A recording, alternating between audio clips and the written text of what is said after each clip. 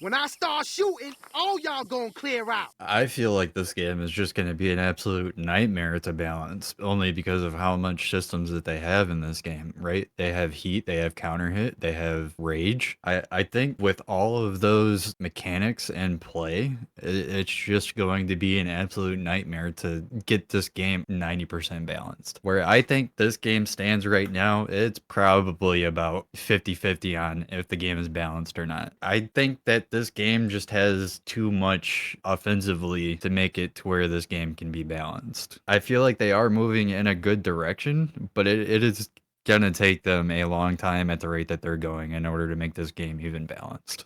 If they wanted to keep heat, I have a really good example of how they could keep heat. Because right now, you just start the round and you just have a heat bar. You have it. I feel like they should almost do it kind of like how they did Akuma or Geese in Tekken 7, where you have to earn your heat bar.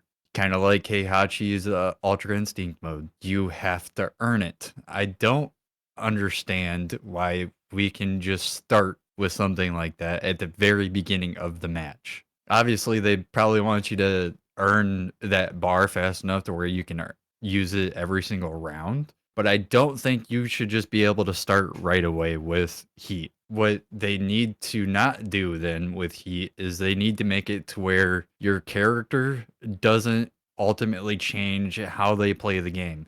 We're going to use Huarang as an example. He is probably the worst defender for this, where he can do the flappy kicks after he gets that counter hit low. I don't think any character should be able to just do something like that because they pressed a button or they used their heat burst in the middle of a combo and then now they just have opened up like myriad of different ways that they can play the game. Like in Brian's example, whenever you're in heat, then you have access to Snake Eyes the entire time you're in heat. I don't understand why they're persistent on just giving everybody the install like constantly throughout heat. That just ultimately changes how you go about playing the game. And then obviously there's those characters in heat where you don't even want to press a button against because you're just going to get blown up by a heat smash or something else. I think they need to tone down what heat gives you. If they do want to keep it for Tekken 9, they need to adjust it to where it's not as rewarding by just pressing a button. How do you feel about installs, like generally? They shouldn't be in the game. Now, that's not to say that Brian didn't have an install in Tekken 7.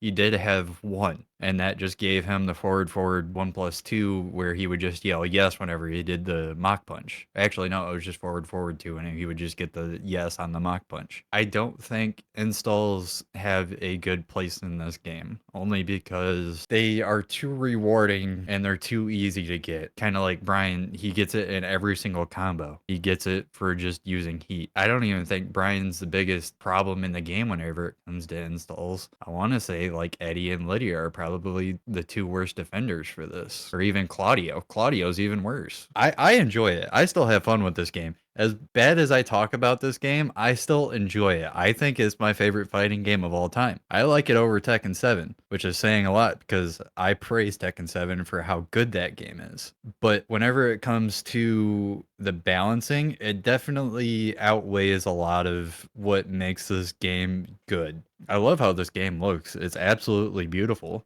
I do think they need to tone down the particles a lot because there's a lot of stuff that just goes on visually in the games. But stuff like the Tekken Ball, that's fun. I just hate that it's only accessible from the Tekken Lounge, which who uses Tekken Lounge? I like the customizations that they're doing. I don't think that a lot of the customizations that they have in this game are on par to what they were in Tekken 7. But obviously we have a lot of customizations in this game that do look really good.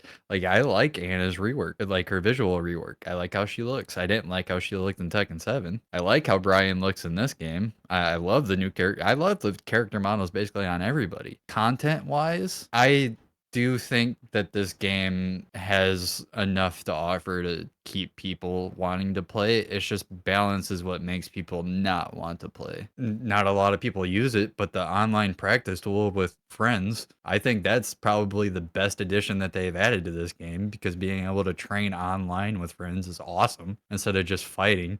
Going, well, what is this move? Oh yeah, this move does this, so I can do this instead of just trying to figure that out in game. The lobbies that we have, those are so much better than what it was in Tekken 7 because you could have up to 4 matches going on in the same room at the same time. You could have far more people in your lobbies at the exact same time. So I think content-wise, this game is in a really good state. They just need to get the balancing in shape. I think you posted a video on this, and I think I've seen a bunch of people say it, but I think if they added like a tag mode, I think that would be awesome. I would love to be able to do a tag mode in this game because with Heat, I feel like a tag game could be fun. Now, obviously, the balancing around that would probably be a nightmare, but if it's just a side mode and it's not something that they're actually worried about, like esports wise, I think a tag mode would be absolutely fun. My biggest hope for season 3 is that I hope they addressed a lot more balance changes instead of just giving players moves. I think where it stands right now, everybody has enough moves. I think that is a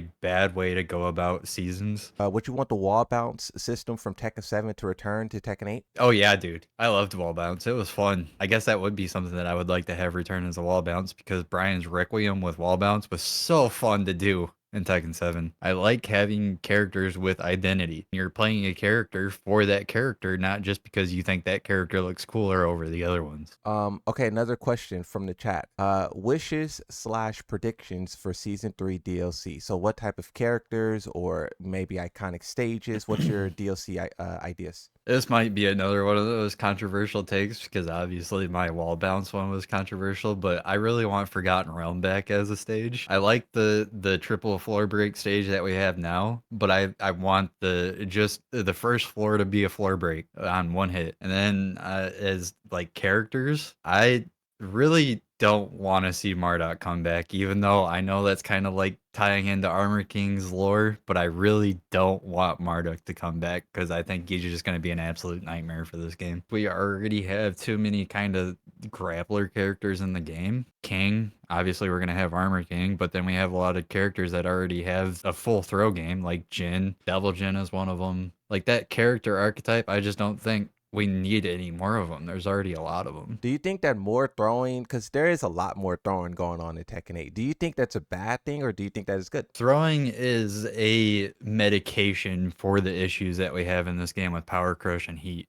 and parries, because now you throw them out and they stop people from doing a parry or an armor move, where before that never was the case. The grabbing in this game, it's a medication for the other underlying issues that are in the game. Would you describe it as like throws losing identity and finding a new one in Tekken 8, like a new purpose? They definitely have a new purpose, and that's why they're used a lot more. In Tekken 7, if you did a throw when somebody did a power crush, the person could break the throw even if they were the one doing the power crush. And if you did a parry, you could still break it. Even now, after you do a rage art, a throw is guaranteed. I don't like either because it should be like, well, you should launch, but before season 2, Mishimas, they weren't really able to punish it. Grabs was some of their best options for punishing in that case, but now you can get an electric because they're minus 18. Do you think it was just an antidote for issues that were in the game that they were trying to figure out how they could stop?